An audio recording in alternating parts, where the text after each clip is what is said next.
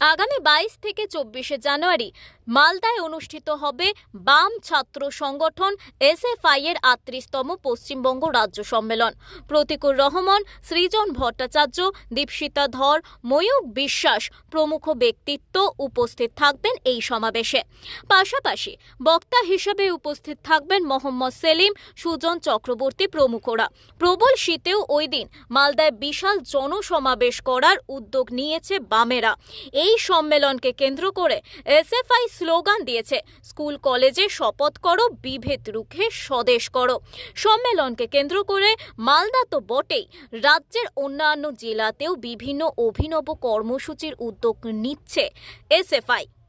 সম্প্রতি ব্রিগেড সমাবেশ উদ্দীপনা জুগিয়েছে তরুণ প্রজন্মের বাম কর্মীদের।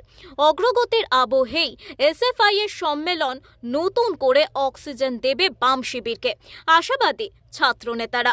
ব্যুরো রিপোর্ট, ওঙ্কার বাংলা।